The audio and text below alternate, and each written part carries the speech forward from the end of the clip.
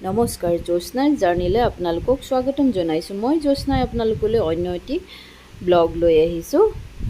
আহক আজি অলপ গাঁৱলীয়া পৰিৱেশ চাওঁ। এইবোৰ শুকান মাছবোৰ শুকুৱাই ৰাখিছে এনেদৰে। তাত গৈ ভাত খালোঁ, ঘৰলৈ গৈছিলোঁ একচুৱেলি। তাত গৈ ভাত খালোঁ, কি খালোঁ এনেই অলপ আপোনালোকক দেখালোঁ আৰু। এয়া গাঁৱলৈ যোৱা ৰাস্তাটো, মই মাৰ ঘৰলৈ গৈছিলোঁ। তাৰে অলপ সৰু এটা ভিডিঅ' আপোনালোকৰ ওচৰত আগবঢ়াইছোঁ। বাহনিৰ মাজে মাজে এইটো পকী ৰাস্তা। আমি এইফালে দিয়ে গৈ আমাৰ গাঁৱলৈ বৰ বেছি দূৰ নহয় আমি থকা ঠাইৰ পৰা। বহুদিনৰ মূৰত ঘৰলৈ গৈছোঁ যে, বহুত দিনৰ মূৰত দেখি দৃশ্যবোৰ উপভোগ কৰোঁতে মোৰ ভিডিঅ' কৰিবলৈ ৰৈ গ'ল একচুৱেলি। কিমান ভাল লগা এইবোৰ পথাৰৰ, কিন্তু এতিয়াও খেতি শেষ হোৱাই নাই। মানুহবোৰে মাছ ধৰিছে, বহুত গৰম পৰিছে। এইটো আমি সৰুৰ পৰা নামঘৰলৈ আহোঁ, আমাৰ নামঘৰ হয়। আৰু একা বেকা পথেৰে গৈ আমি প্ৰায় ঘৰৰ ওচৰৰ ৰাস্তা পালোহি আৰু। বাঁহগছ কিন্তু তাত বহুত আছে, বাঁহগছ, টকৌ গছ এইবোৰ বহুত আছে। ব্যৱহাৰৰ উপযোগী গছেই আছে।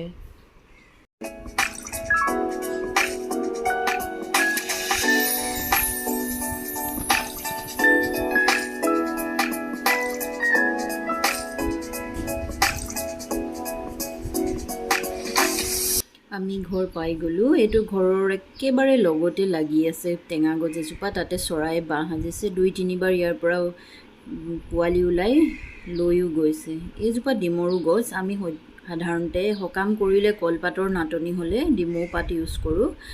আৰু এইটো অন্য এটা চৰাই বাঁহ, যিটো টেঙা গছতেই আছে। এইটো হৈছে পাছফালে আছে আমাৰ ঘৰৰ। ডিমৌ গছজোপা আকৌ এবাৰ দেখাই দিছোঁ। এনেধৰণে গুটি লাগিছে আৰু ওপৰলৈ পাতবোৰ এতিয়া অলপ সৰু হৈ আছে, কাৰণ নতুন পাত ওলাইছে।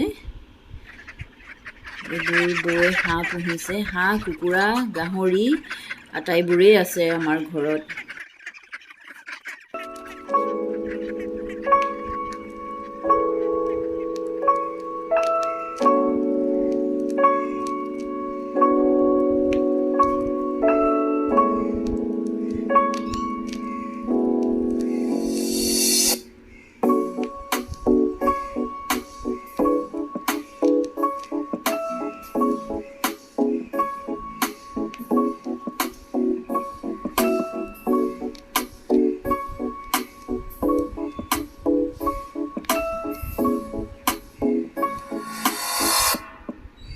গাঁৱলীয়া পৰিৱেশৰ ভিডিঅ'টো চাই আপোনালোকৰ কেনেকুৱা লাগিছে জনাব।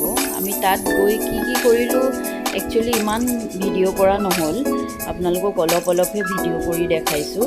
আপোনালোকে তথাপিও জনাব আপোনালোকৰ কেনেকুৱা লাগিছে।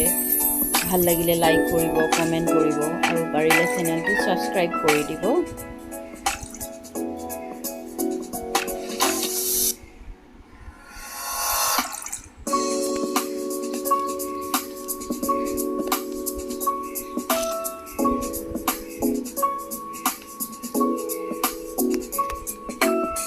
এয়া মই মাছ বাছি আছোঁ।